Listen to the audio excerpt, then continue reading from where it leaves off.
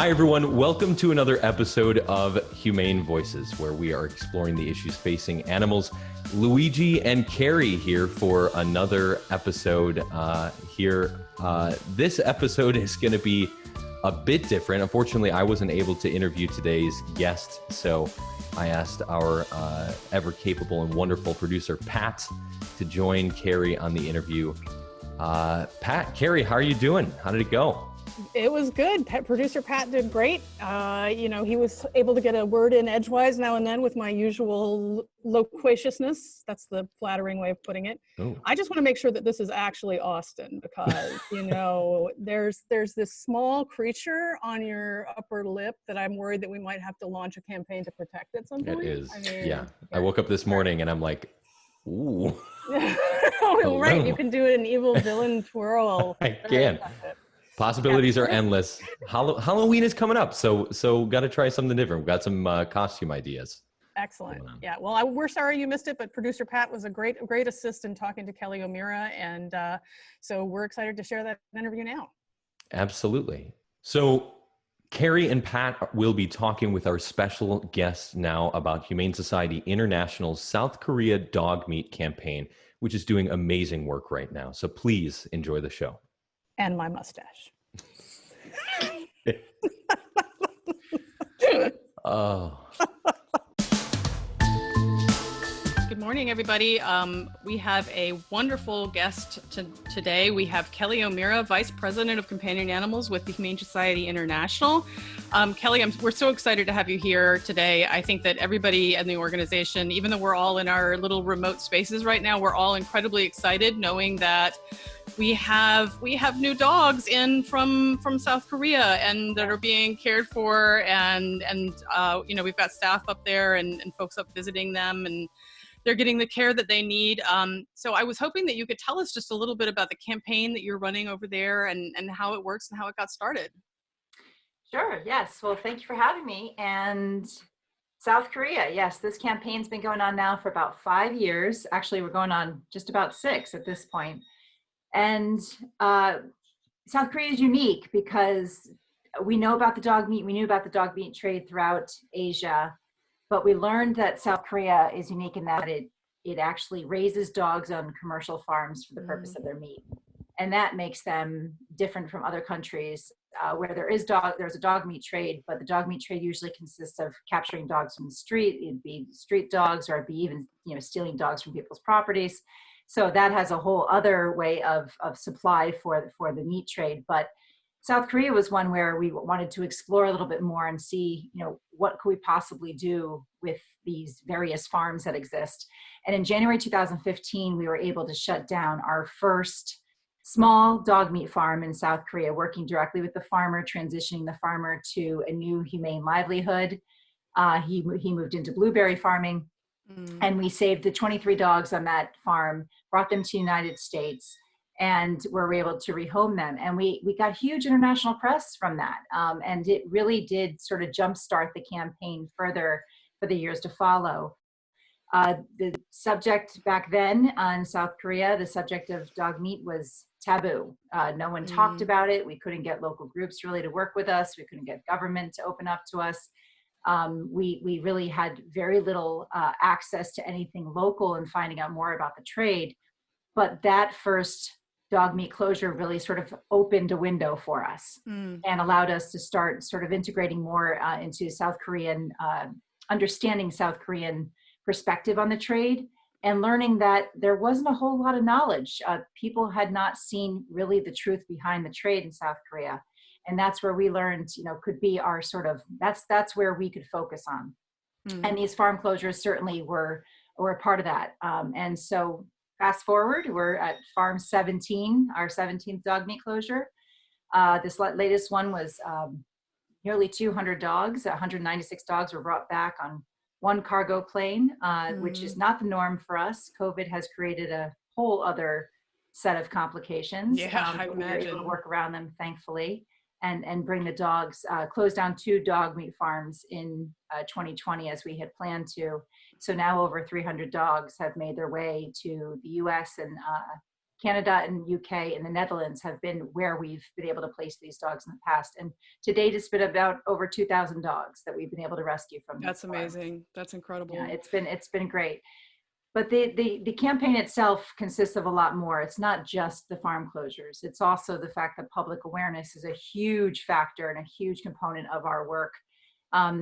There's a minority of people within South Korea that actually eat dog meat regularly. Right. In fact, our latest poll, which we did with a company called Nielsen out of South Korea, we commissioned the report.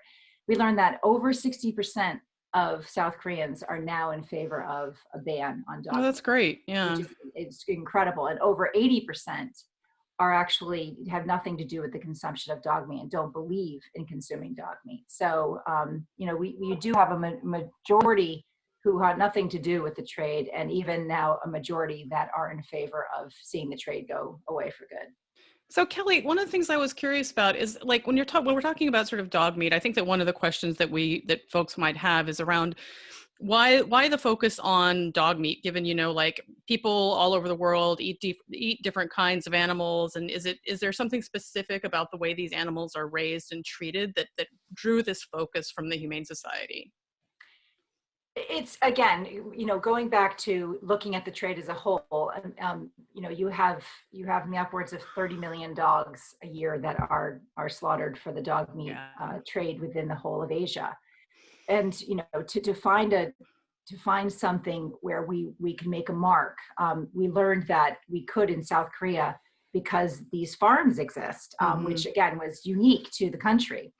South Korea is also unique because it's a small country. It's a well-educated country. It's a very urbanized country, and it's become a first world nation in the last few decades. And so now you have what is really a third world practice taking place in a first world nation.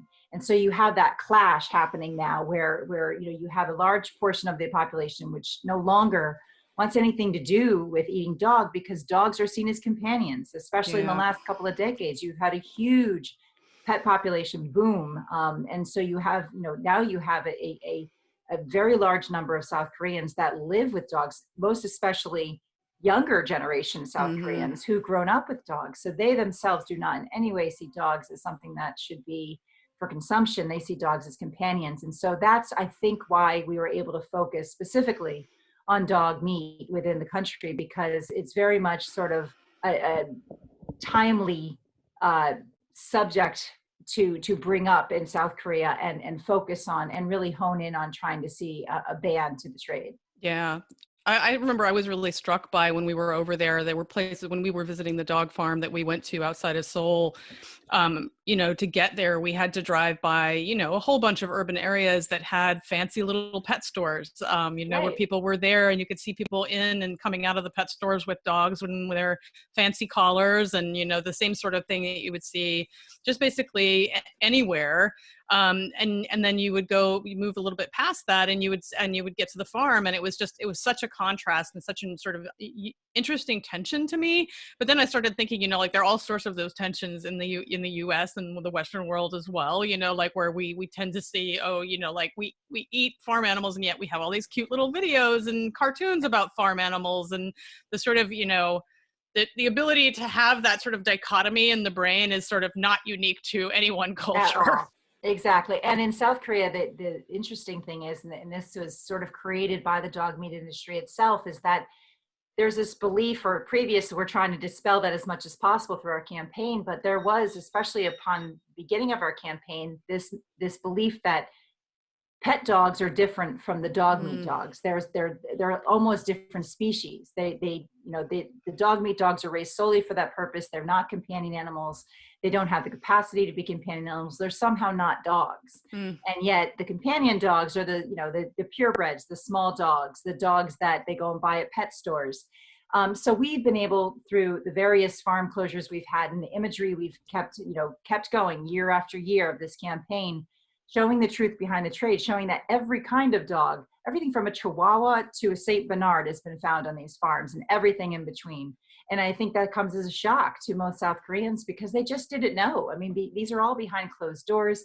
Mostly they're hidden in the hills of, outside of Seoul and outside of urban areas.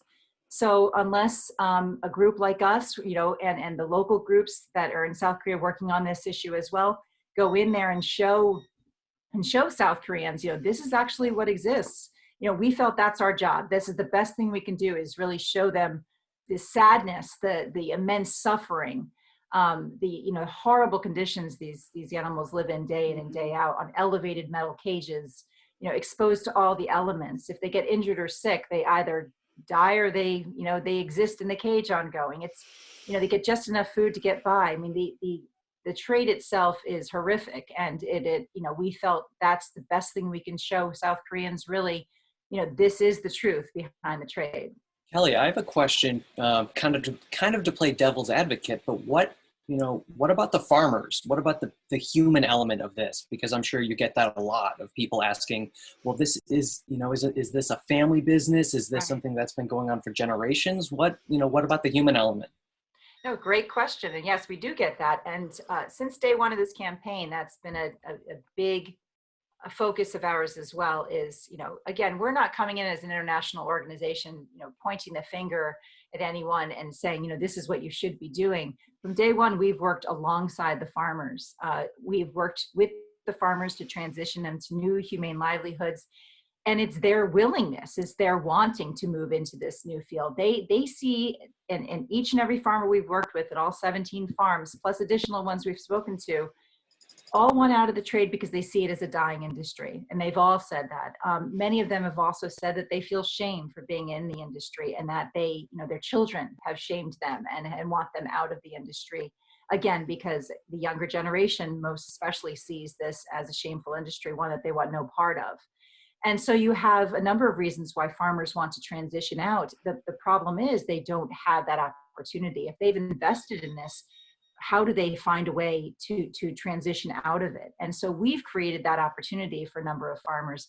We've shown a model of change that we're hoping the South Korean government can come in and easily apply themselves to transition many more farmers out of this dying industry and into something that's not only useful for the farmer, but possibly useful for South Korean economy as well. Because the dog meat industry at this point just unfortunately paints a bad picture for South Korea, and they're aware of that.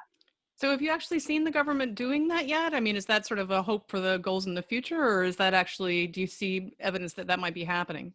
We have on a local level, which has been very exciting, because in Seoul, one of the largest dog meat slaughterhouses, in fact, the largest in the country, Moran Market is where the slaughterhouse was located, just outside of Seoul. That actually closed down now 2 years ago. When we learned about that, we were so excited, because to us, it was a huge milestone. I mean, again, starting this campaign nearly 6 years ago, a taboo subject, no one talked about it. Fast forward even 3-4 years, and now the local government at Moran Market is shutting down the largest slaughterhouse in the country. And following that, almost directly within a year's time, there was another major market in Busan, and it was one of the largest dog meat markets, and they shut down that dog meat market. So it's happening on a local level. And yes, what they're doing is working with the vendors in this case, the dog meat vendors, and transitioning them into something else, offering them an opportunity to transition into something new, so that, their livelihood is still, it still exists on some level. It just no longer involves the suffering that it once did. So when we go in and do these sort of farm closures and sort of remove the animals there, is there a reason that the animals end up going to other countries? I mean, given that Korea seems to be starting to develop a sort of pet keeping culture, are there not places for them there in Korea? No, great question. And sadly, there are not a lot of opportunities within South Korea. South Korea, despite having a huge population boost, pet population boost, and pet ownership now is very much part of the culture. Unfortunately, there's still not a strong adoption culture that exists within the country, and certainly not of dogs that are above a certain size or are not, outside of a certain breed. Or meat dogs. So, is that another component of this? Is there still sort of the idea that these are not dogs for adoption because they're meat dogs? Or I think we're working hard on trying to dispel that, and I think that has happened. I think probably the issue is a little bit of, similarly going back to the beginning of pet population here in in the United States, where the first was, the purebred dogs and buying from pet stores and not knowing that, the other options exist, or not having an adoption culture that was really strong enough for people to build upon. That has changed, fast forward to, many decades later, and that is fully changed. That's something that the next steps of our campaign is really trying to work on building an adoption culture within South Korea, bringing best practice to South Korea through, showing them best ways, best practice of sheltering, best practice of adoption programs, best practice of training, so that dogs that are bought or adopted, however they find their way into a family, they live with their family for a lifetime, because abandonment is still quite high as well. And the shelters that do exist are good shelters. The problem is they're overcrowded. And for every 20 dogs that come in, only one dog comes out. And so you don't have an opportunity for dogs to make their way, once they've been abandoned, into a new, loving family. Never mind the dogs that are suffering on these farms. And so again, that's a big, strong component of our campaign in the coming years, is to really focus on building an adoption culture so that the dogs in these farms have a chance to find homes within South Korea. Kelly, if I may bring up the, you said that recently there was another farm that got closed down. I think you said, Farm 17. If I can bring up the C word, COVID, did that play anything into that? Like, what was the process of sending the rescue team, over to Korea? What was that like for the team? Yes, well, COVID has had its impact everywhere, and certainly on our plans for within South Korea. We had planned on our first dog meat farm closure. Farm 16 was supposed to happen in March, and of course, March is when COVID, started. Yep. So we had to think quickly of what we were going to do, and everything stopped, and we were unable to follow through as planned. By May, we were able to at least get the dogs off the farm and put them into temporary boarding. At that time, that farm had a little over 70 dogs. And then in July, we were able to figure out a way to get them over to the United States. And that was via one cargo plane, where all 70 plus dogs got onto the plane and got sent over all at one time, because commercial airlines are no longer transporting dogs the way, or any animals for the way that they used to. And for each one that they are willing to do, it's far fewer and it's much more expensive. So we didn't have the commercial airline opportunities we once did. It just made this whole, what is already a logistically difficult thing to do, 10 times worse. So when we found an option to do these cargo planes, we jumped on it. And most recently, Farm 17, we were able to plan with that in mind, having sort of this cargo plane taken. But our Farm 17 was over 170 dogs. Wow. So a significantly larger farm. Much larger dogs. Over 100 of the dogs in these farms are very large breed. They're somewhere between about 80 pounds to 100-pound dogs. Those are big dogs. Yeah. And so that's, of course, just another complicated factor. But we were determined to do it, and we got it. We were able to send over our team this time around from the United States, send them over to assist on the ground as planned. But they had to do a 14-day quarantine in a government hotel upon arrival, in order to be on the ground there. And that was an incredible sacrifice on their part. It just goes to show the commitment that the rescue team makes when it comes to helping animals. And they were imperative to be able to shut down this farm, and the fact that they did that and were able to be there and then travel home on the cargo plane with them. Wow. I think it was overall rewarding experience for them, but certainly a mental challenge too, to sit in a room for 2 weeks. Yeah, And so a tiny literally they room don't at leave the that. room? Is that Tiny like room, tiny Wow. hotel room, and you're fed. You're given 3 meals a day that just sort of arrives at your door, and it's not like you're picking from a menu here. You simply get what you get, and you have no access to the outdoors. I mean, it's a very as I say, mentally challenging time. We spoke to them a few times while they were in quarantine, and they still kept good spirits. I don't know how they did it, but they're pretty incredible. Wow, That's incredible. amazing. So Kelly, one of the things, if you're picturing, where this campaign goes from here, like you mentioned that we've saved, somewhere around 2,000 dogs at this point. But we're talking about millions of animals that are impacted by this industry. And so what is the way you envision, or you would like to see this playing out in the future? Like, how do you think that this sort of campaign reaches success? So our goal is a phase out to ban. That is our Mhm. goal. And we do see it on the horizon. We're certain we can get there.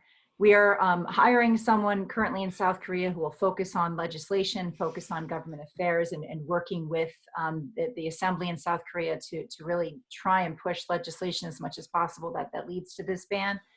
But we're not, as an organization, going to rescue our way out of this scenario. It can't be HSI going in and shutting down every farm and transitioning all of these dogs. It has to be the responsibility of the South Korean government to do it. And through our polling, we're showing that the public will is Yeah, the there citizens to want see it. it done. Yeah. Right. This is now publicly supported. And in HSI working with the farmers, we're showing even the industry itself is in favor of this. They too see this as a dying industry. So there's no better time than right now for us to be pushing this as much as possible, because all of the arrows are pointing in the direction of a phase out to ban, and that it's wanted throughout the whole country, and politicians are seeing that as well. So we're hoping that the South Korean government will step forward and say, it's time for some legislation around this. It's time to move towards a phase out to ban, and it's time for them to step in and apply the model of change that we've been showing them through the various farms we've shut down. It's time for them to take over and make that transition with the farmers throughout the country.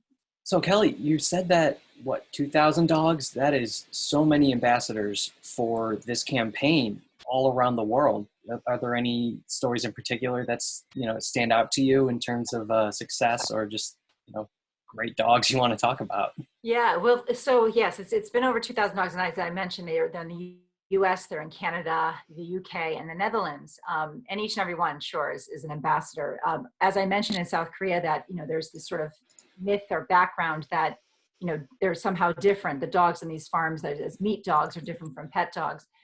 Each and every one of the stories of adoption that's happened with the dogs that we've brought over have been a story that we can publicize and show the farm to family, show that these dogs are no different in any way from the dogs that are the dogs that we share our homes with. And in fact, they're just companion animals like any other dog. They're just dogs in terrible situation in South Korea, but once given an opportunity, they make wonderful companions in family homes of all kinds, whether it's with children, whether it's with the elderly, and we have every kind of story you can imagine to show. And we push these out as much as possible in South Korea, again, consistently through our public awareness campaign, to show, these wonderful stories, which are very touching to South Koreans as well. And they're often very surprised, but most especially, certain breeds such as the Mastiff mix, which is called the Tosa, which is the very large breed. I mean, they especially have a terrible reputation as being, sort of the dumb dog, the dog that's not deserving of a home. That it's again perpetuated by the industry that this dog is soulless. It doesn't deserve anything more than what it does on what it has on these farms. And we've been able to show countless stories of these beautiful, majestic dogs that are wonderful companions. And for instance, one that just came over in farm 17, we were very happy about this happening because she was very pregnant, and it's often hard to know how pregnant they are because they're not in condition they should be, and are often emaciated despite carrying, a number of puppies. And she made it through the flight, and the day after she arrived, she had 6 puppies. Oh, 6 little ambassadors. Yes, she's this beautiful Tosa, and she's a wonderful mom. And now she has 6 of her puppies, and thankfully she has 6 puppies that are, going to grow up in a foster home and be, well cared for from day one. And she'll get to be with them throughout, unlike, the poor dogs that have to give birth on these farms and somehow take care of their puppies in these very harsh environment with very little food, living on metal cages. It's an impossible feat that so many mother dogs have to do on these farms. So we were so thrilled that dog Joe was able to, have her babies here and be well cared for. But there's so many stories. I mean, dogs that have come from these farms that are, emaciated, or, have incredible mange, almost no hair on their bodies, or, terrible eye conditions. We had one dog, Waldo. He always sits in my heart. I just adored him. I can't even begin to tell you what he looked like. His whole body had sores all over it. His eyes were crusty, and he had cherry eyes, which is, the eyes that sort of fall and you can see the redness of their eyes. He had more things wrong with him than we begin to tell you. And yet the minute you interacted with him, he would wag his tail. I mean, here's a dog who has to be in immense pain, discomfort all the time. And yet he's just so happy to be. And so today he lives on a farm with horses, loves horses. And there's pictures of him and horses, nose to nose. And, it just has this wonderful life. And he's grown into this, beautiful, his coat is gorgeous. He's in great condition. And all of those sores have gone away. I mean, he's transformed into what he should have always been. And he's one story of many where these dogs do make incredible transformations from their time on the farm to when they become part of a family and they're cared for properly. Adopters must love sharing all of these stories about where they came from and where they are now, right? They really do. I mean, any dog that comes with a story, right, is Absolutely an interesting thing to talk about. But the beauty of the South Korean dogs is they're ambassadors for a much larger, much bigger picture campaign. So every time a person can talk about their adopted dog from the South Korean trade, they can then talk about the greater picture of the campaign and spread that much more awareness. So these dogs spread out, throughout the globe are ways for people to learn more about the campaign. And it's also a way for us to, again, push that messaging that these dogs are no different from any other dogs, just in a terrible situation on these dog meat farms. So Kelly, when you guys are over there, is it just HSI working, or are you guys actually coordinating with other animal welfare groups on the ground in Korea? There are wonderful groups on the ground in South Korea working hard on this issue as well. And we've thankfully been able to work with majority of them directly. As I mentioned earlier, when we were able to work with Moran Market's closure, as well as with the Busan Market's closure and the slaughterhouses closures, we worked alongside all of these local groups in doing that, and worked alongside the local government. We've also, worked with them to help rescue some of the dogs from these markets and bring them over to the United States. So we've partnered with them as much as possible. And again, in every way, we work alongside South Koreans, whether it be the local groups themselves, local government, or it's the farmers, and making that transition out of the meat trade. That's great that we've got partners on the ground. I think we should. I can hear my own beagle protesting this entire situation right now. So Kelly, thank you so much for being here. This is really inspiring.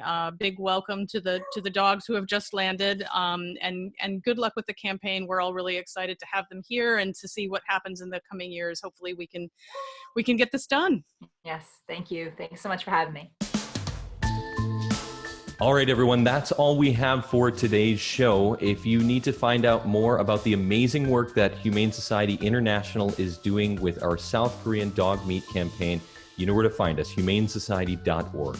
And if you have any more reactions, questions, or just want to send us a message, definitely send that message to podcast@humanesociety.org.